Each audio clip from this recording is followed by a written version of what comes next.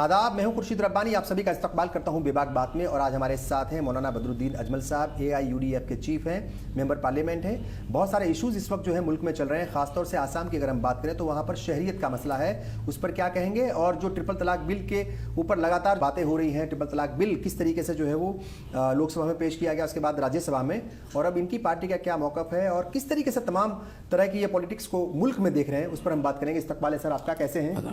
सबसे पहला सवाल तो यही कि जो आसाम में एक बड़ा इशू है, लंबे वक्त से ये इशू चला आ रहा है, शहरियत का मसला है।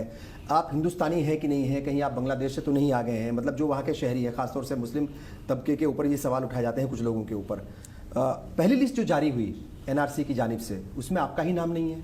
उसमें देखिए अफसोस की बात है कि उसमें मेरा भी नाम नहीं है, हमारे 3 MP हैं, तीनों का नाम नहीं है।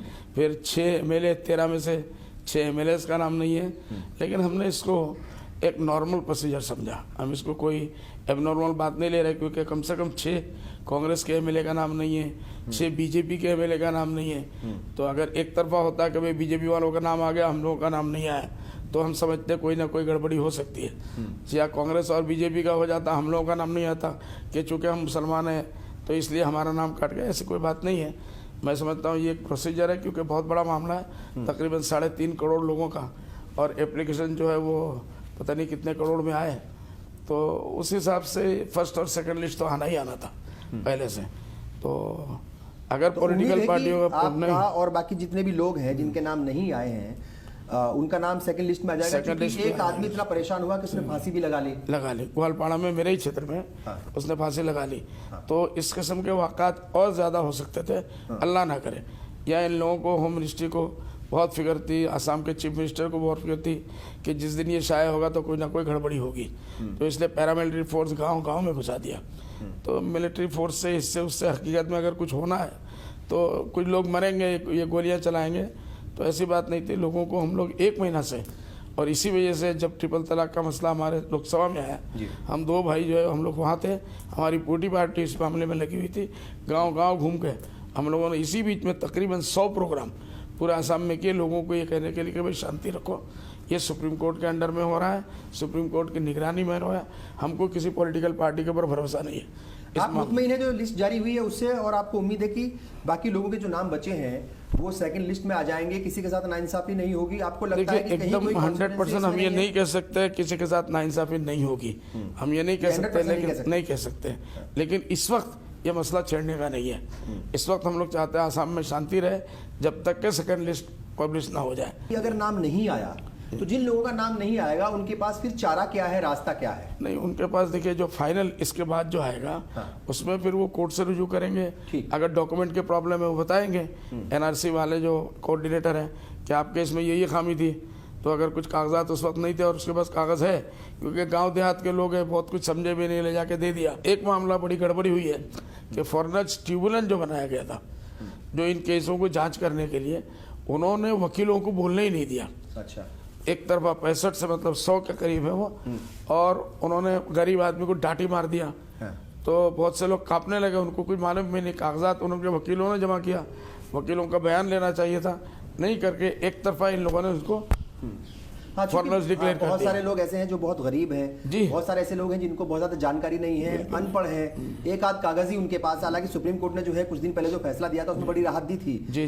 तो क्या लगता है आपको, ऐसे लोगों को जो है किस तरीके से मदद पहुंचाई जाएगी? क्योंकि वो लोग बहुत फिक्रमंद है, बहुत परेशान है। अगर कोई फांसी लगा लेता है इसको लेकर, इसीलिए हमारी पार्टी और हमारी जमीयत उलमा, क्योंकि देखिए NRC का मसला, बहुत से लोग कहते हैं कि UDF इसको नहीं चाहती है, जमीयत नहीं चाहती।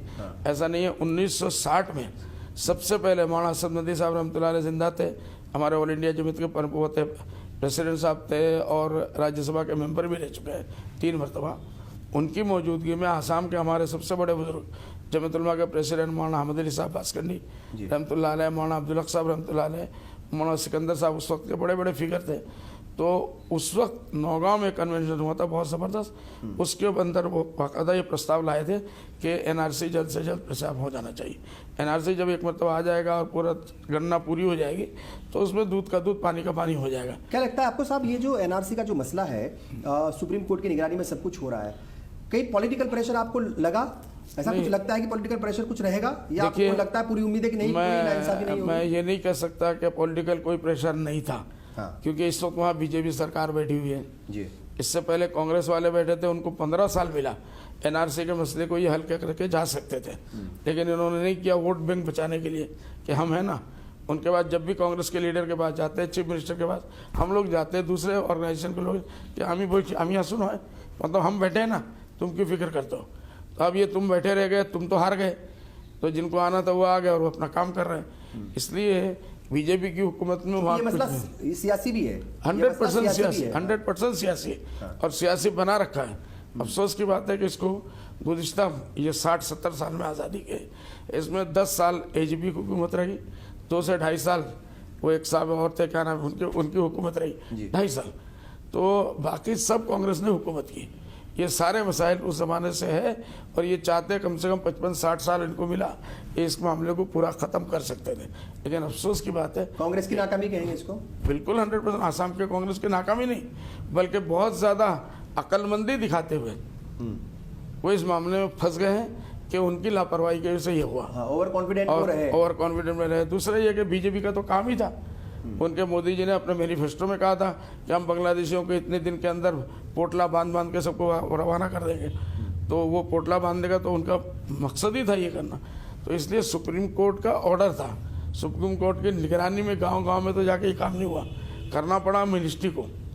असम गवर्नमेंट ने भी सर्बानंद सोनोवाल साहब की मिनिस्ट्री है, तो बीजेपी गवर्नमेंट ने जितना चतुराई या जितनी पाबंदी के साथ, सख्ती के साथ इस सारे मामले को करना था, हमें इसमें बहुत कहीं ना कहीं पॉलिटिक्स नज़र आई और उनके जो ख्यालात पहले से था कि इतने लाख मगना मुसलमानों को निकाल ही देना है, वो लिस्ट में नजर आया आपको? हाँ, अल्लाह ना करे, हमको इसका डाउट है सेकंड लिस्ट के बाद भी कुछ ऐसे हालात पैदा हो सकते हैं। लेकिन हम लोगों को ये यकीन दिला रहे हैं कि आप बेघर नहीं हैं, आपके बाप दादा यहाँ से और आज़ादी से पहले से 1971 का तो आसाम एकॉर्ड हुआ, अभी जाके 71 में 85 में, तो 71 का जो है उसको सारे लोगों ने माना कि 1971 डेडलाइन है और इसको सारे लोगों ने, सारे पॉलिटिकल पार्टियों ने, एजीपी ने, आंसू ने, जमीयत ने, सब लोगों ने मिलकर माना।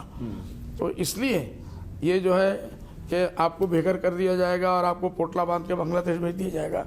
अगर आप वाकई जेन्युइन इंडियन है तो इंशाअल्लाह एक दिन बाद भी, अगर 1971 25 मार्च से अगर कोई एक दिन बाद आया तो वो बांग्लादेशी शुमार किया जाएगा।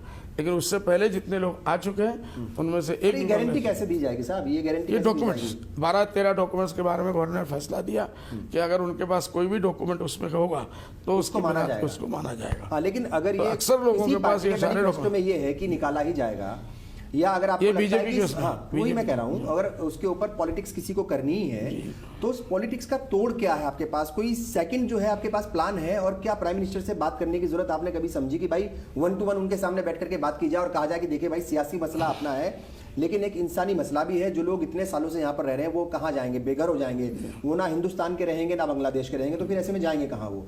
तो कभी सोचा, कभी जो है कोशिश की आपने प्राइम मिनिस्टर से बात? इस मामले में हम उनके साथ बातचीत करेंगे जाके। होम मिनिस्ट्री से हम बराबर टच में रहे, होम सेक्रेटरी से हम टच में रहे, राजनाथ सिंह क्योंकि उनका कैसा रोल रहा अभी तक? राजनाथ सिंह का ये कहना है कि बदरू भाई आप बेफिक्र रहिए, हम आपको रास्ते में नहीं छोड़ेंगे, आप लोगों को बेघर नहीं करेंगे। अगर जिन लोगों का नाम नहीं आता है आप उनको समझा के रखिए, इत्मीनान दिलाइए, हम उनके लिए कोई ना कोई अच्छा विकल्प निकालेंगे। लेकिन अगर वोटिंग राइट्स छीन लिए गए, 1 मिनट के लिए मान लेते हैं, तो फिर क्या फायदा होगा? मतलब जो है किस तरीके से चीजें बदलेंगी? जो वोटिंग राइट्स का जो मामला है वो अगर कटेगा तो 10 साल के लिए कटेगा। 10 साल 2 मरतबा इलेक्शन में वोट नहीं दे सकते, लेकिन तीसरे साल वो जाके ऑटोमेटिकली वोट देने का उनको राइट हो जाएगा जब इतने दिन वो रहेंगे।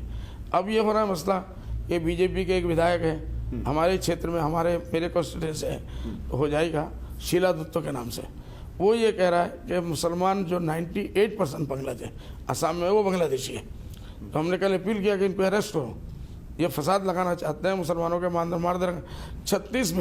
1936 में बांग्लादेश बना, 1971 में, 1936 में आज़ादी से पहले पाकिस्तान, बांग्लादेश, इंडिया एक ही था, इंडिया अनडिवाइडेड इंडिया। उस ज़माने में खेती के लिए, चाय बागान के लिए बिहार से और उड़ीसा, झारखंड से लोगों को ले जाया गया। इसी तरीके से मुसलमान जो बंगाल के थे वो खेती में माहिर थे, पूरा आसाम जंगलों में था, घने जंगलों में। तो आसाम गवर्नमेंट ने उस ज़माने के बाकायदा लोगों को free of cost total train का देके, ट्रेन भर भर के मंगाया कि भाई हमारे यहाँ जंगल है, इसको आप काटिए, आप यहाँ रहिए, बस जाइए और इसको खेती के लायक बनाइए।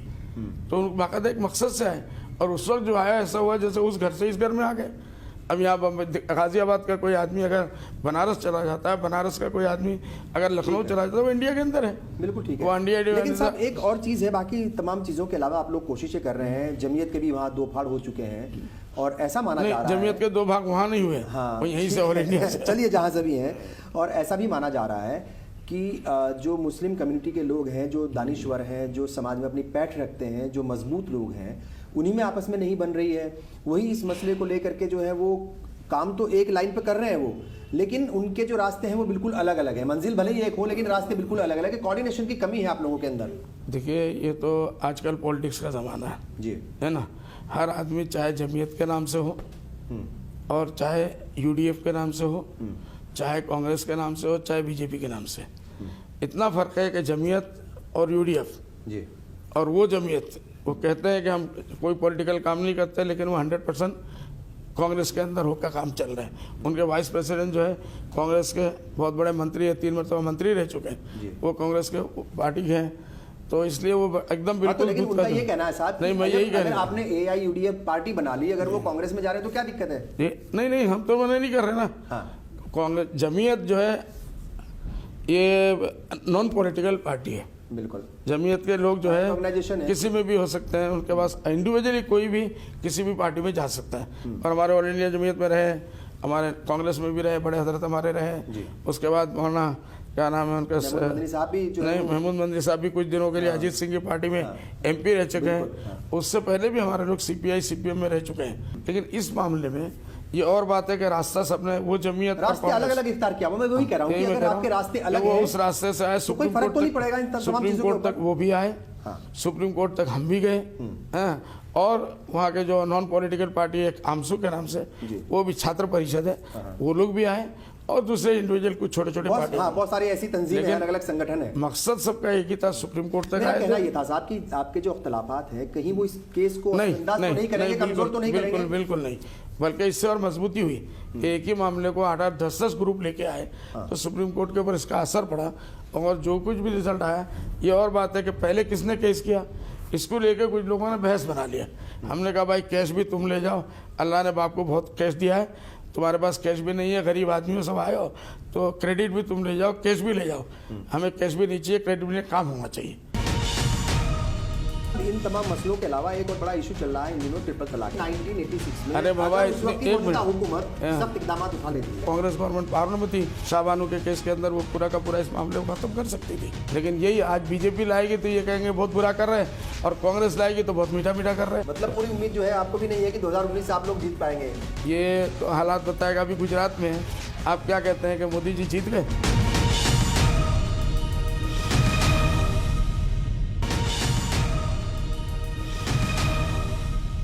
दिन पहले जो है वो मौलाना अरशद मदनी का एक बयान आ गया था कि वहां पर दंगे हो सकते हैं, आग लग जाएगी। हालांकि उन्होंने एक वर्ड जोड़ा था, अगर ऐसा हुआ तो उसको लेकर के उनके खिलाफ जो है वहाँ बहुत सारी FIR भी हुई। तो ये जो मसला है, अगर नाम नहीं आए तो कुछ लोगों के अंदर बेचैनी भी बढ़ेगी, और जो है वो टकराव की स्थिति या टकराव के हालात भी पैदा हो सकते हैं। उनसे बचने के लिए आप लोग किस तरीके से इकदाम उठा रहे हैं? नहीं, हम तो अभी भी लोगों को यही समझा रहे हैं। देखिए, मौलाना अरशद मदनी साहब का बयान जो है, चूँकि वो उर्दू में बोले, आसाम की मीडिया ने आधा दिखाया आधा नहीं दिखाया, गलत तरीके से उसको कोट किया।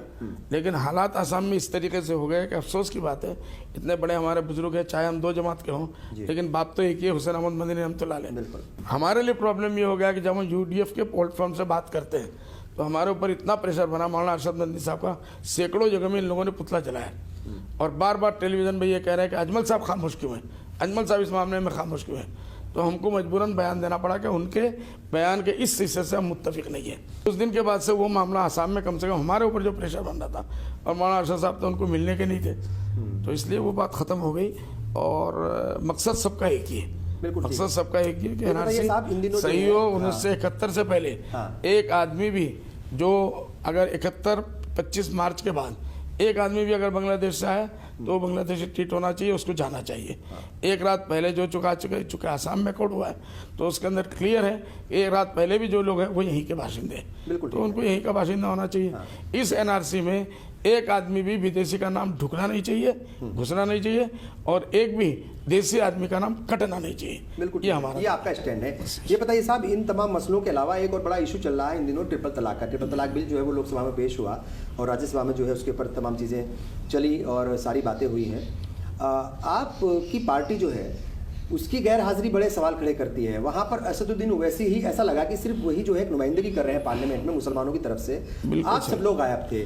आप उनसे बड़े लीडर इसलिए इस मायने में माने जाते हैं क्योंकि आपके ज़्यादा जो है वहाँ पर असेंबली में मेंबर्स भी हैं और आपकी जो तादाद है वो पार्लियामेंट में भी ज़्यादा है, लेकिन आप लोगों का गायब रहना वो जो है वो खटक रहा है कई लोगों को। नहीं देखिए, ये जायज़ है, ये खटकना चाहिए, लेकिन जब सफाई आदमी दे दे तो सफाई को भी मानना चाहिए। जहाँ तक ट्रिपल तलाक का मसला है, कांग्रेस पार्टी का, कांग्रेस पार्टी उस दिन एक सुष्मिता देव ने बोली जी, उसको बोलने के लिए पार्टी ने दिया होगा, उसने बोला।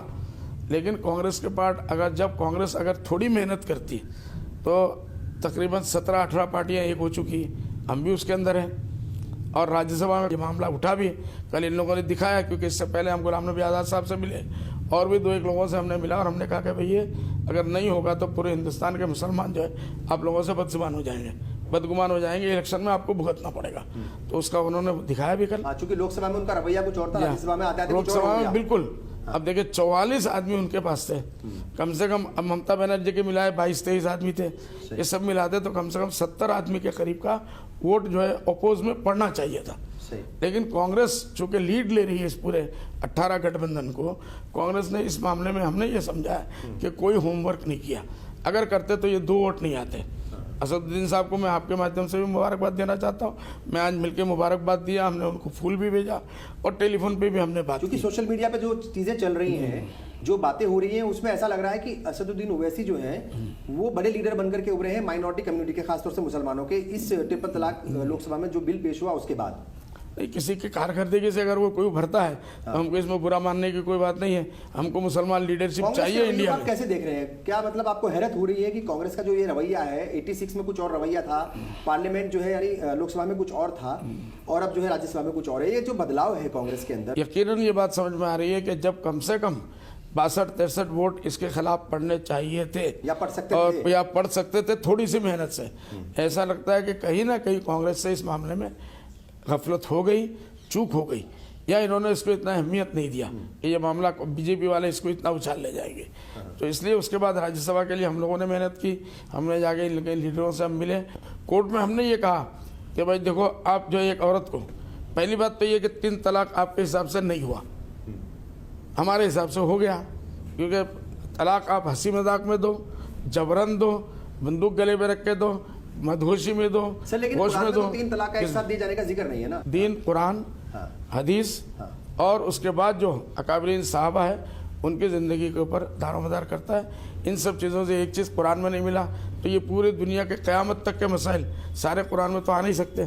तो कुरान होगा। करीब 2 दर्जन ऐसी मुस्लिम कंट्रीज है साहब जहां ट्रिपल तलाक को बैन कर रखा है, तो फिर यहाँ क्या? ठीक है, देखो हम किसी मुसलमान के, किसी मुसलमान स्टेट के या किसी मुसलमान मुल्क के मानने वाले नहीं, हम अल्लाह और रसूल के मानने वाले हैं। अल्लाह ना करे कल इसी मक्के मुकर्रमा के ऊपर, सऊदी के ऊपर अगर कोई दूसरी जमात आके मुसल्लत हो जाती है तो भी पूरी दुनिया वाले सऊदी के ईमान को नहीं मानेंगे, अल्लाह और उसके रसूल के ईमान को मानेंगे। अतिउल्लाह व अतिउर रसूल, अल्लाह को मानो और अल्लाह के रसूल को मानो। अल्लाह के रसूल कह के गए हैं कि तुम्हारे अंदर मैं 3 चीज़ों को छोड़ के जा रहा हूँ, कुरान, हदीस और इजमा उम्मत। उम्मत के बड़े बड़े लोग जो भी फैसला करेंगे वही फैसला होगा, वही ईमान माना जाएगा। तो उसके हिसाब से 3 तलाक को सबसे ख़राब, सबसे नापसंदीदा कोई चीज़ अगर इस्लाम के अंदर है वो है तलाक, और उसमें 3 तलाक और ज़्यादा नापसंदीदा है। लेकिन इसका मतलब नहीं आपको नापसंद है इसलिए घटना, एक आदमी आपको, आप गाड़ी लेके जा रहे हैं, आपने अनजाने में या जानबूझ के कोई धक्का मार दिया और मर गया, तो उसके ऊपर आप केस क्यों चलाते हैं?